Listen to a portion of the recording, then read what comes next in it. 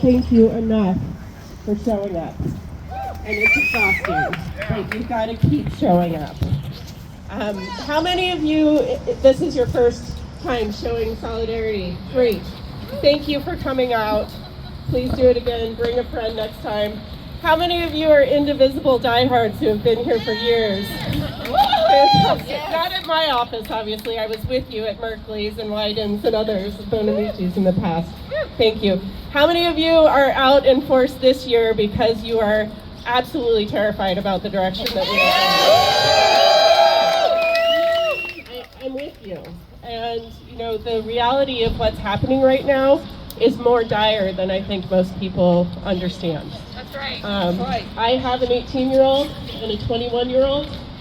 And what I'm seeing with the international relations rhetoric that we are hearing from our president right now, I see us on the wrong side of history sending my children into war if we don't stand up. Yes, that's right. So as a congressperson representing one of the most progressive districts on the West Coast, there are definitely some more in California, I'm going to need your support when I stand up and speak out because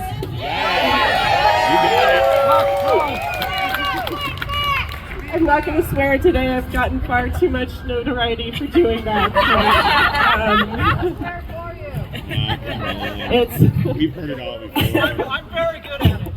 What I see with friends in private spaces is very different, and I don't want to demean this role that you all have put me in by using language that others don't find respectful. And so we do need to do everything we can to stop Donald Trump and Elon Musk and the absolute degradation of the institutions that our democracy rely on. I think that that's foundationally what I'm so concerned about is we can't just rely on courts to get in the way right now. We should be relying on our Republican colleagues who have a spine and understand. Democrats need to stand up too. I would love to know where they are. We know that Republicans were meeting with Donald Trump early on, and I wonder what those conversations have led to as far as arrangements and understandings.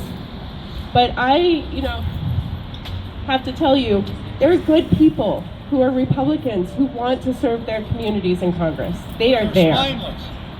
I don't know what the issues are, but it's going to take public opinion forcing them to make different decisions. Yep.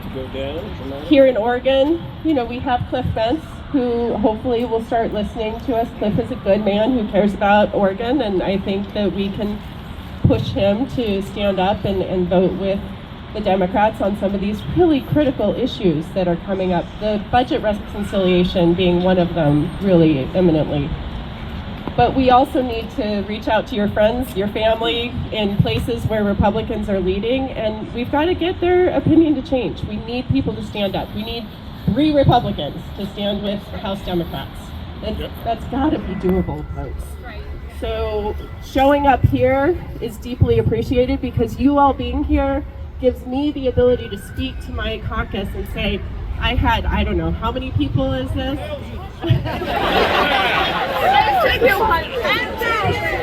We'll say 200. 200, thousands in spirit,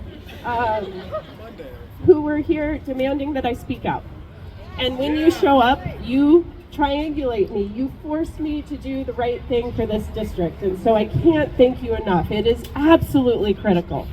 But it is also critical that we force people to hear from folks who care about the environment, care about their financial security information, their financial and security information being out there right now. We should all be horrified by the fact that somebody with that level of privilege and infrastructure to use that for ill has access to all of that information.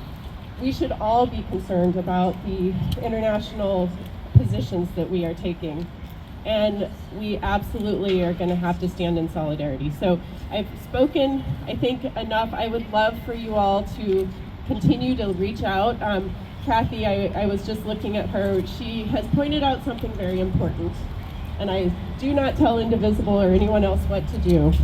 But we also have a lot of folks who are really going to be struggling in the coming weeks and months, and they're going to reach out to our office to ask for help with their Social Security or their Medicaid benefits or their immigration benefits.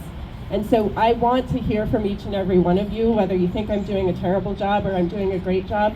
But if you can please use the email system to do that, it is counted just the same as a phone call, but it doesn't tie up our phone lines with 700 voicemails that my team has to go through to find the few that really need direct help.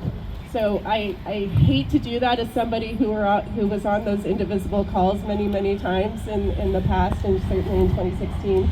But if you feel okay about using the email, it'll allow me to get the help from my team that we really are going to need in the coming weeks and months. Folks are really scared out there.